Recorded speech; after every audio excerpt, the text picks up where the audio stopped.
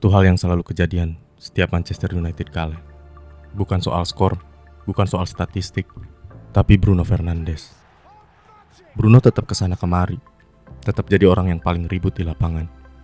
Tapi anehnya, di akhir pertandingan, dia sering kelihatan kayak orang yang paling sendirian.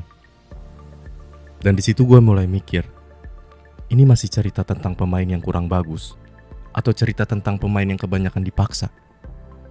Karena kalau kita tarik dikit ke belakang, cerita Bruno di Manchester United sebenarnya jauh lebih rumit dari sekedar gol dan asisnya.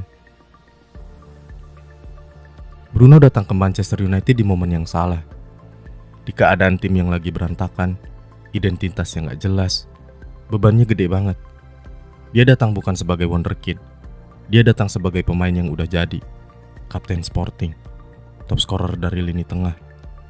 Dan sebenarnya, dia punya pilihan waktu itu, tetap aman di Portugal atau lompat ke klub yang lagi berantakan. Tapi dia lebih milih United, bukan karena United janjiin trofi, bukan juga karena salary, tapi karena United butuh dia. Dan sejak hari pertama, Bruno nerima peran itu tanpa banyak nanya. Awalnya semua terlihat indah. Gol datang, assist datang, energi tim berubah. Tapi pelan-pelan, Bruno bukan cuma jadi playmaker. Dia jadi penarik tempo, pemecah kebuntuan, pemimpin pressing, bahkan kadang jadi pelampiasan frustasi tim. Kalau United macet, Bruno cari bola. Kalau United ketinggalan, Bruno yang disorot media. Tanpa sadar, dia jadi solusi darurat di setiap masalah yang sama. Dulu Bruno itu murni, nomor 10, main di belakang striker, nyari celah, kasih umpan, lalu eksekusi. Tapi sekarang, dia sering turun jauh, bahkan lebih dalam dari gelandang. Dan ini penting. Di sepak bola ada satu peran, bukan yang paling kelihatan, tapi paling menentukan. Namanya orkestrator. Dulu peran ini dipegang Pirlo, lalu disempurnakan sama Toni Kroos.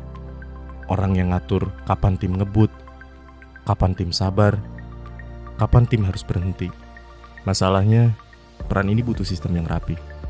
Pirlo dengan Gattuso dan Seedorf, Kroos sama Modric dan prime-nya Casemiro.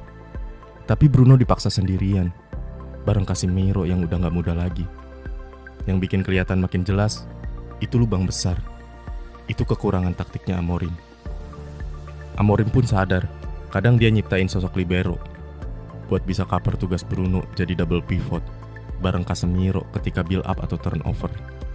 Dia berharap Licha bisa jadi libero yang stabil. Tapi Licha baru bangun dari cedera panjangnya.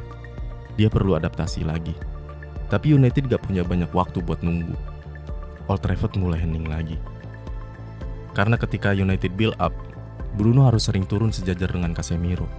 Bukan karena itu posisi idealnya, tapi karena gak ada pemain lagi yang mampu soal progresi bola. Saat lawan ngepres, Bruno jadi jalan keluar.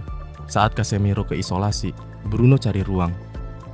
Masalahnya, setiap kali dia turun, United kehilangan orang di depan. Jadi Bruno harus mikirin gimana caranya, kontrol tempo dan progresi harus jalan dari kakinya bersamaan. Dan dua-duanya sering bikin dia jadi gak masuk akal. Bruno itu terlalu berani. Dia gak sembunyi, gak main aman, gak peduli dibenci. Dia ambil resikonya, karena dia ngerasa kalau dia gak ambil, gak ada yang ambil. Makanya, dia sering kehilangan bola. Dia sering kelihatan emosional. Dia sering dikritik. Tapi itu bukan karena ego, itu karena beban. Masalahnya, beban terus-menerus bikin adanya efek samping. Bruno jadi terlalu sering memaksakan umpan, gampang frustasi, sering terlibat konflik kecil antar pemain. Dan di sepak bola modern, hal-hal kayak gini cepet banget dibingkai negatif sama media. Padahal, kalau lo taruh Bruno di tim yang stabil, dia sempurna, dia magnifico. Sekarang masuk ke bagian paling sensitif. Manchester United mulai bicara rebuild, mulai bicara usia, mulai bicara nilai jual, dan kebalikannya. Nama Bruno justru mulai disebut, bukan karena dia jelek, bukan karena dia gak layak, tapi karena dia aset besar, dan klub butuh dana.